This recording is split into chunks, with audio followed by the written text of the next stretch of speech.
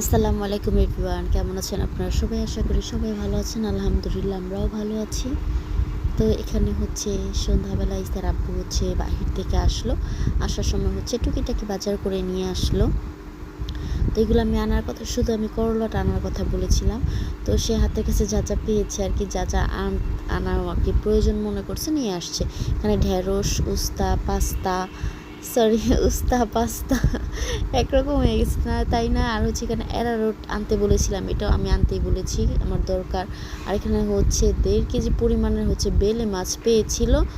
তো এখানে হচ্ছে 1.5 কেজি পরিমাণে বেলে মাছ নিয়ে আসছে। এটা অনেক পছন্দ আমার ইসার আব্বুর দুজনেরই। আর হচ্ছে আম নিয়ে আসছে বেশি করে।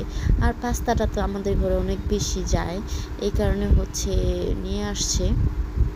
আর এখানে হচ্ছে রাতের খাবারে আমি আজকে কিছুই করি নাই, দুপুরে রান্না যা ছিল গতকালে ওটা দিয়ে খেয়েছি। আর এখানে হচ্ছে রাতের জন্য মাছ ভেজে নিয়েছি। এখানে হচ্ছে গ্লাস কাপ মাছ ছিল, এটা নদীর, ওটা হচ্ছে ভেজে নিয়েছি। অ্যারারুট এই কারণে আনতে বলেছিলাম। আর হচ্ছে ডাল পাতুরি করেছিলাম, মুসুরির ডাল।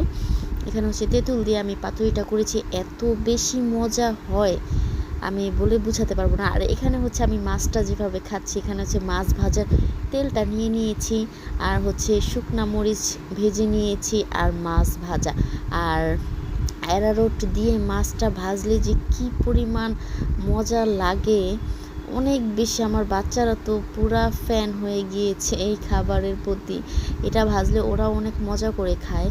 তো এখানে হচ্ছে আমি মরিচ হচ্ছে নিয়ে লাল লাল করে একদম ঝাল ঝাল করে হচ্ছে মাছ দিয়ে খাচ্ছিলাম। আমি পুরা স্টপ হয়ে গিয়েছিলাম খাওয়ার সময়। আমার মুখ দিয়ে কোনো কথাই বের হচ্ছিল না, এত বেশি মজা লাগতেছিল। তো তারপরে হচ্ছে আমগুলোকে আমি সেটিং করে রাখতেছি। রাতে হচ্ছে বাচ্চারা ঘুমানোর পর হচ্ছে আমি আবার উঠেছি সব কিছু গুছগাছ করে রাখার জন্য। তো ভিডিওটা দেখতে থাকুন।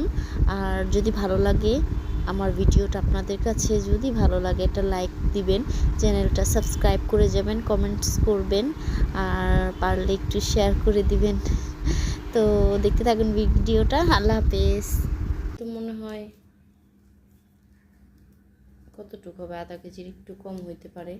বিশাল বড় বড় সাইজ, হয়তো বা বোঝা যাইতেছে না ক্যামেরায়।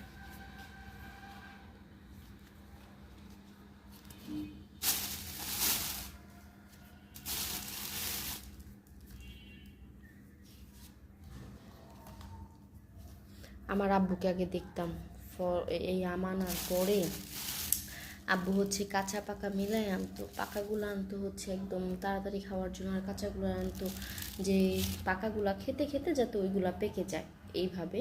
তো আব্বু হচ্ছে সবগুলো এইভাবে ক্যারেটের মধ্যে নিয়ে পেপার দিয়ে একদম জাগ দিয়ে রাখতো। পরে হয় কি, আস্তে আস্তে এগুলো পাকতে থাকতো, আমরা পাকাগুলা খেতে থাকতাম। আব্বু ফল, তারপরে মাছ টাছ এনে নিজের হাতে হচ্ছে গিয়ে এই করতো, মানে লাড়াচাড়া করতে অনেক পছন্দ করতো, নিজেই সব কিছু ঠিকঠাক করে রাখতো। তো রেখে দিলাম